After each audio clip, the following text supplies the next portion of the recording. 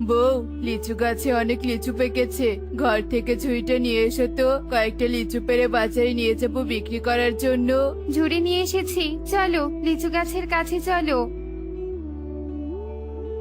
তুমি নিচে থাকো, আমি গাছে উঠে পাকা পাকা লিচু বেছে বেছে পেড়ে নিয়ে আসছি।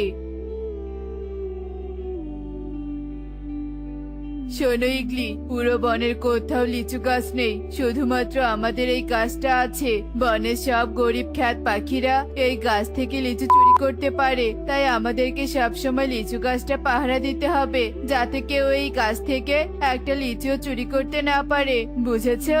হ্যাঁ বুঝেছি ঈগল। বেশ, তুমি এখন পাহারা দাও, আমি বাজারে যাচ্ছি।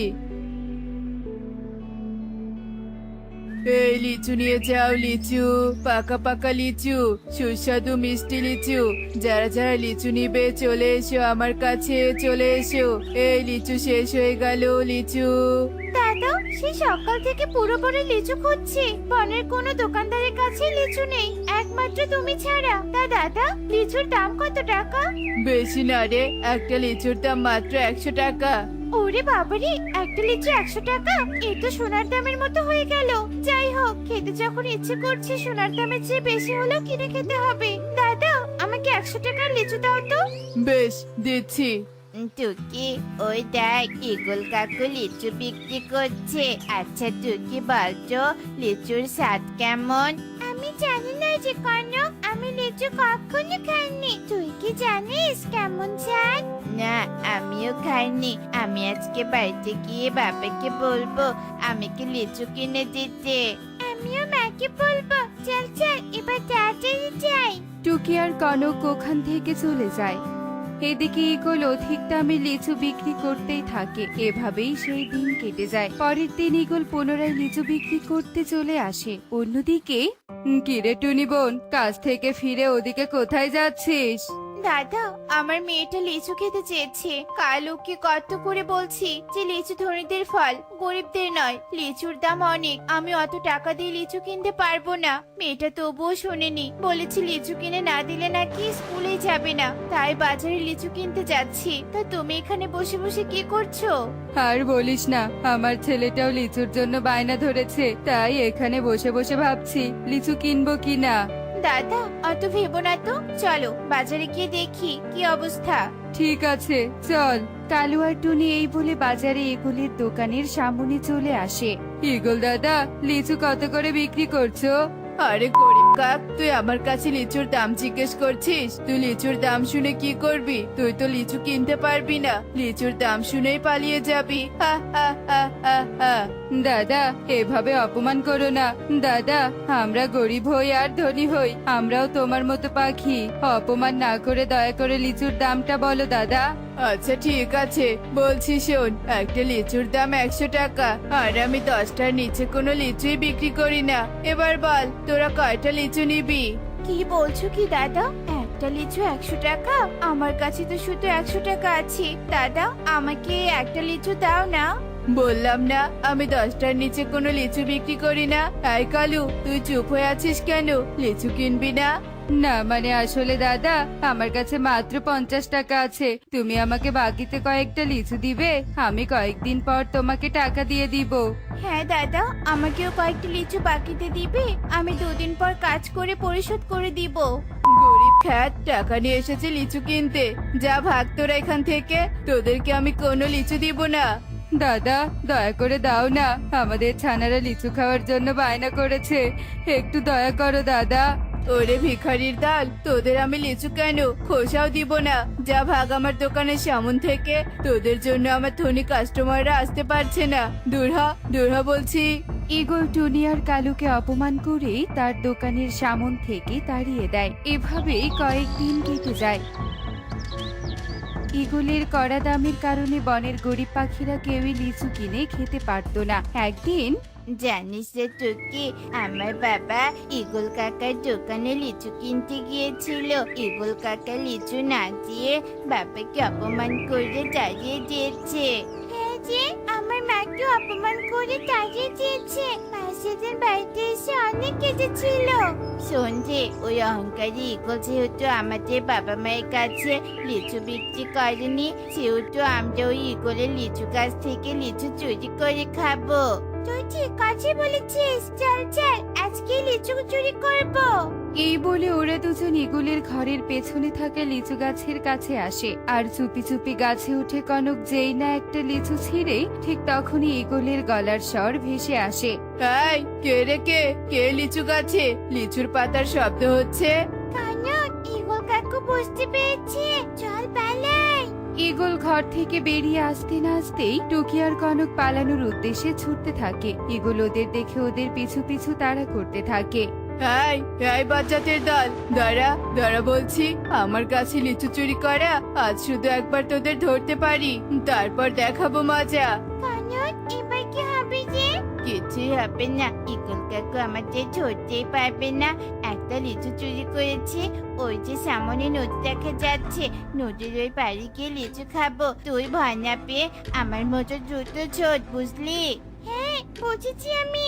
ওরা আর কিছু না বলে ছুটতে থাকে। ছুটতে ছুটতে ওরা নদীর উপরে চলে আসে আর হঠাৎ করে কনকের হাত থেকে লিচুটা নদীতে পড়ে যায়। টুকি, সর্বনাশ হয়েছে, লিচুটা নদীতে পড়ে গেছে। হায় হায় যে, কত কষ্ট করে একটা লিচু চুরি করলাম, সেটাও পানিতে পড়ে গেল। আমার যে ভাগ্যটাই খারাপ যে কনক। যাই হোক, এখন এখানে আফসোস না করে চল পালাই, নয়তো ইগলের হাতে ধরে পড়তে হবে। ঠিকই বলেছিস, চল চল।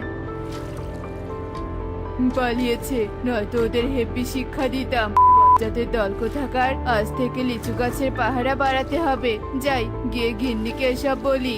ইগল ওখান থেকে চলে যায়। অন্যদিকে নদীতে একটা জলপরি সাঁতার কাটছিল। ঠিক তখনই জলপরির চোখ যায় নদীতে পড়ে যাওয়া ভেসে থাকা লিচুটির দিকে। আরে, এটা তো একটা লিচু, কিন্তু লিচুটা এখানে এলো কি করে? দেখি তো লিচুটা খেয়ে কেমন লাগে।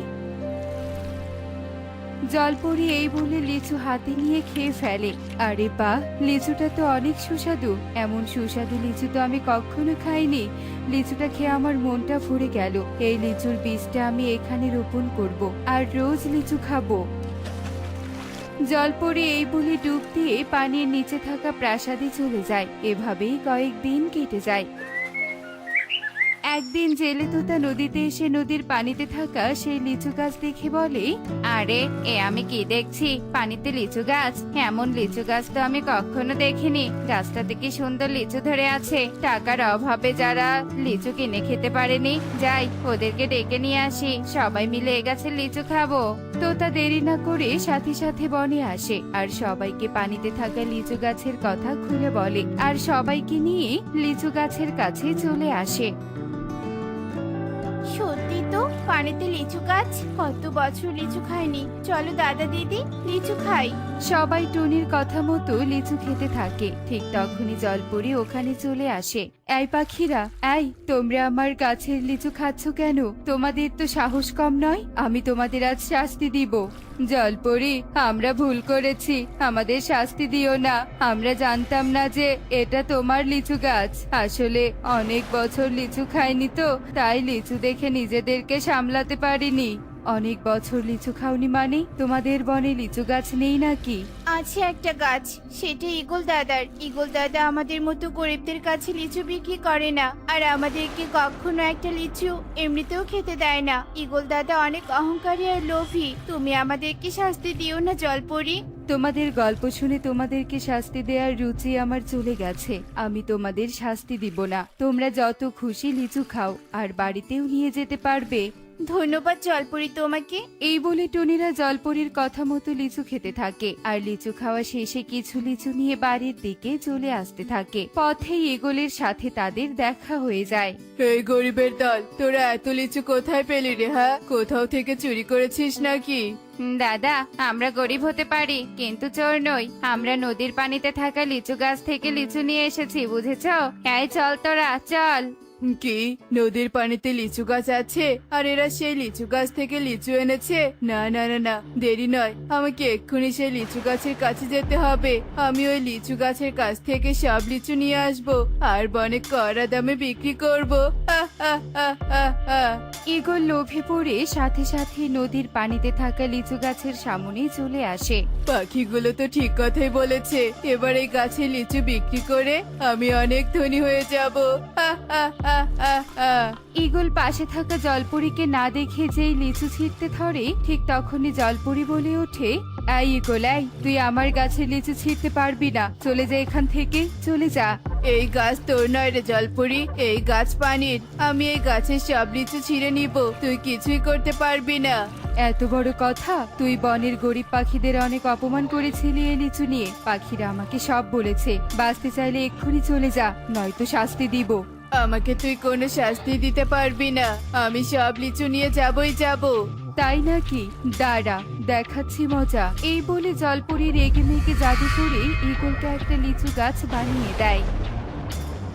হায় হায় রে, এটা কি করলি জলপরি? ঠিক করে দে, আমার কষ্ট হচ্ছে, আমাকে ক্ষমা করে দে জলপরি, আমাকে ক্ষমা করে দে। তোর কোনো ক্ষমা নেই, খুব লোভ করেছিলি না লিচু নিয়ে, এবার বোঝ মজা। এই বলে জলপরি ডুব দেয় আর তার প্রাসাদে চলে যায়। অন্যদিকে ঈগল তার শাস্তি ভোগ করতেই থাকে। দেখলে তো বন্ধুরা, খারাপ কাজের ফল সব সময় খারাপ হয়। এমনই সব মজার মজার শিক্ষণীয় টুনি পাখির গল্প দেখতে আমাদের সাথে থেকো। আর গল্পটি কেমন হয়েছে তা কমেন্টে জানাতে ভুলো না কিন্তু। Bye bye.